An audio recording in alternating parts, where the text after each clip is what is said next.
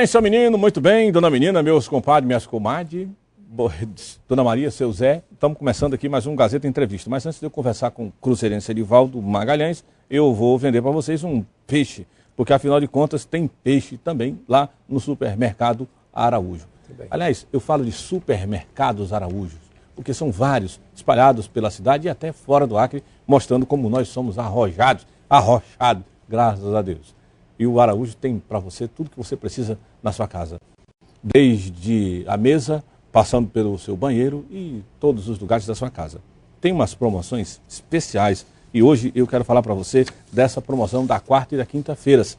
Olha só, o Araújo está vendendo colchão mole por R$ 10,89 o quilo. O colchão duro, que é melhor para a coluna, 1 quilo por R$ 9,89.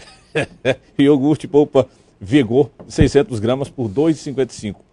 E o frango congelado Anhambi, o quilo sai por R$ 3,05. E imperdível a promoção do leite Italac, o litro por apenas R$ 2,25. E lembrando que no Araújo você tem também a oportunidade de comprar e só pagar 40 dias depois. Por quê? Porque você tem o Itaú Card, Araújo Itaú Card. Com esse cartão você tem a oportunidade de comprar parcelado sem juros, 3 vezes sem juros. Imagina, você faz a feira, leva tudo para sua casa.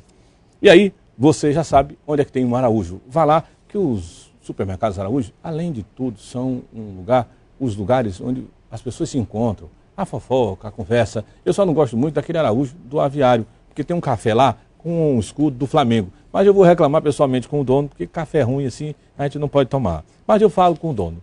Minha filha, como é que eu boto um escudo do Flamengo no café do Araújo? A gente vai para lá para tomar com o Botafogo. Deixa de coisa.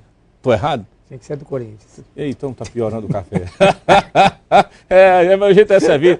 O jeito é servir pro Edivaldo o Guaraná Antártica. Então eu vou falar do Guaraná Antártica. Você que gosta de um Guaraná com gosto da Amazônia, um Guaraná maravilhoso, é o Guaraná Antártica. Você conhece de onde sai o Guaraná Antártica? Sai das melhores frutas. E, aliás, Cruzeiro do Sul, a Terra Santa, produz um excelente Guaraná. E, aliás, tem um monte de coisa que Cruzeiro do Sul produz, inclusive produziu o Edivaldo Magalhães. Hoje nós vamos tomar uma bilha d'água, mas quando ele puder, ele vai nos convidar para tomar um Guaraná Antártica e a gente comer com aqueles bribotezinhos, aquelas rosquinhas de Cruzeiro do Sul, de maisena, aqueles biscoitinhos. E só de falar naquilo, eu já fico com água na boca, Edivaldo.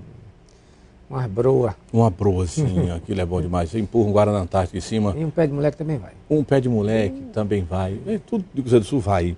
Tudo bem? Prazer te ver. Tudo bem. Vocês estão ralando para danar. Você pegou um momento histórico do Acre, que é essa retomada do desenvolvimento industrial, né? Nós tivemos períodos históricos em que houve tentativas disso, né? Lá atrás, no início da década de 80, teve o governo Abel Júnior que pensava em produzir e exportar excedentes. E lá para cá, nós ficamos trabalhando com infraestrutura. E agora chega o Tião Viana com esse gás de Tião Viana, que o Tião Viana é ruim de pegar, hein?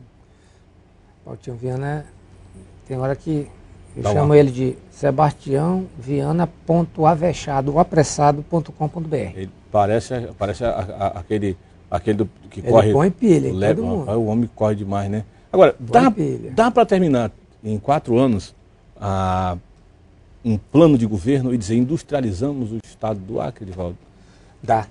Dá para dizer que a gente botou a economia do Acre em outro patamar. Uhum. Porque esses processos, eles, né, como nós lá, não é muito tempo atrás, não, mas uns 20 anos atrás, nas nossas escolinhas marxistas, a gente aprendia que o acúmulo da quantidade faz com que lá pelas tantas se dê um salto na qualidade. Na qualidade, sem dúvida. E acho que o Acre, que fez tantos investimentos na sua infraestrutura, que teve que, inclusive, fazer muitos investimentos na área dos serviços para que o serviço público pudesse chegar num determinado patamar. As concessões também em outras áreas. Né? Isso. Agora ele olha e diz, olha, o investimento prioritário agora é na produção e na indústria. A gente precisa fortalecer essa base econômica para que a gente possa dar os saltos de qualidade na geração de emprego e renda do nosso estado. E o governador Tião Viana está focado nisso.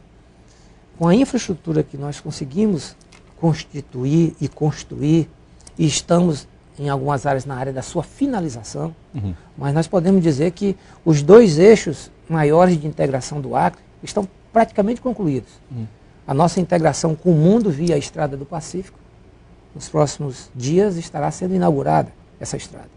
E a nossa integração interna com a nossa BR-364, transformando o nosso estado num estado uno, integrado, onde as economias começam a se comunicar, onde a relação entre as pessoas fica facilitada. Ora, isso cria as condições para que a gente possa então pensar num processo de fortalecimento da nossa economia com foco na industrialização. Daí os investimentos na área da produção, em todas as cadeias e na cadeia inteira da produção, para que a gente possa discutir, por exemplo, um grande programa de piscicultura, pensando desde a base da produção até o processamento do pescado. A discussão no investimento na produção de grãos, para se ter uma ideia, hoje, tudo que a gente tem de espaço para armazenar, produção, por exemplo, de milho, está esgotado, está superado. Eu conversava aqui com o Mauro Ribeiro sobre isso. Extraordinário. Então, nós vamos praticamente dobrar a nossa capacidade de armazenamento já a partir do próximo ano, com esses investimentos do BNDES. Portanto, nós estamos criando uma condição para, em torno disso, tem várias indústrias. Tem empresários já com propostas lá na Secretaria de Indústria, pedindo espaço dentro do Parque Industrial, por exemplo, para poder industrializar uma série de produtos que são derivados do milho, né? Que vai desde um milito até a milharina. Então, várias iniciativas na área da banana, por exemplo. Então, nós temos condições de... Há um ambiente e uma animação por parte dos nossos investidores da iniciativa privada em torno desse momento que o Acre está vivendo. Estou muito animado com isso. Pois é, em termos de legislação, nós trabalhamos isso, nós temos condições de, apesar dos gatilhos federais com a questão da isenção fiscal, com a preocupação com guerra fiscal, quais são as nossas reais condições de nós estarmos investindo tudo isso para atrairmos indústrias de fora? Ou nós temos um foco mesmo, ou o foco do governo é mesmo desenvolver, é mesmo trabalhar com esses abnegados que já estavam por aí comendo da banda podre? Veja bem, nós comendo da banda podre, do bom sentido, né? É aquele cara que no tempo da vaca magra já estava aí, já estava de repente, aí, quando ele quer trabalhar, chega o outro com capital, nós não podemos deixar de estender a mão e esgotar toda a nossa capacidade local. Por outro lado, nós não podemos deixar de atrair novas oportunidades. Daí nós temos, digamos, dois tipos de programas. Nós temos uma legislação, Clêmio, aqui no nosso estado, de incentivo à indústria, que boa parte daqueles que estão na atividade industrial não tinham sequer conhecimento dela. Olha só a contradição. Aliás, você, se não me falha a memória, se não me falha a memória, você foi protagonista ou o que fez da legislação ambiental. Eu, alguns anos atrás, como deputado, conversava com você aqui. Há alguns anos, há uns 8 ou 10. Conversava com você sobre esse tema.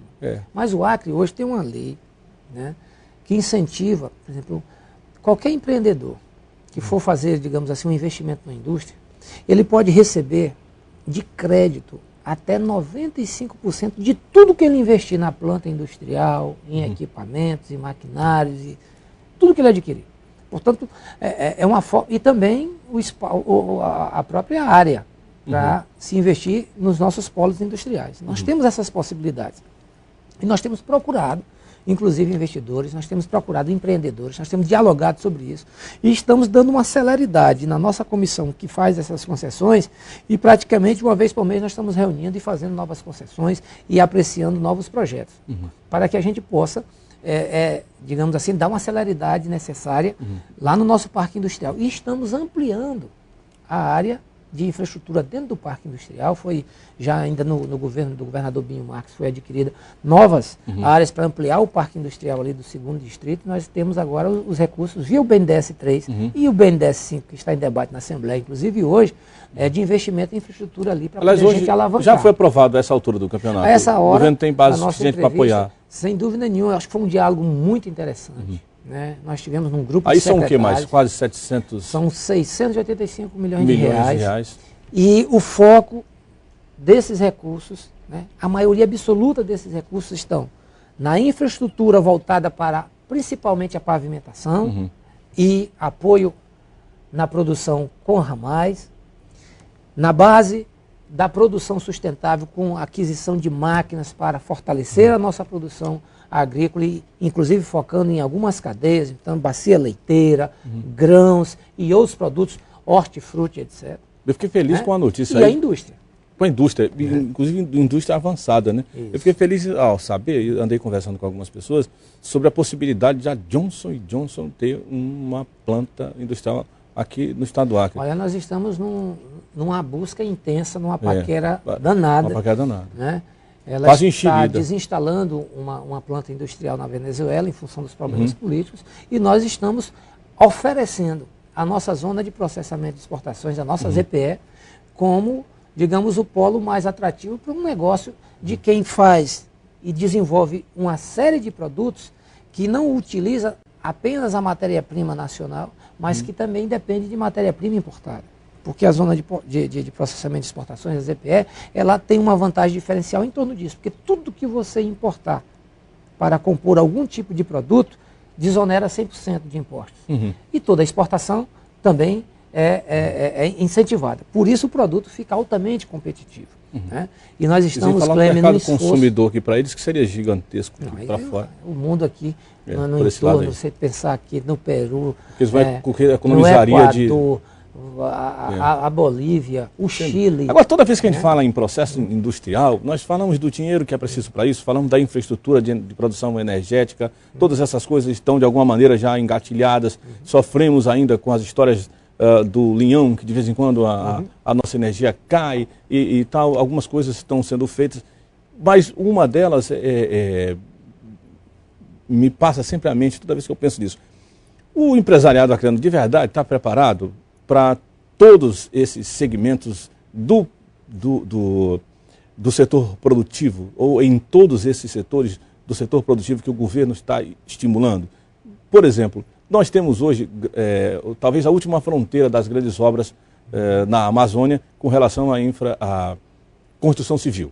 Depois disso, poucas coisas deverão ser inventadas. Vamos ter que procurar tecnologia de ponta para trabalhar em outras coisas.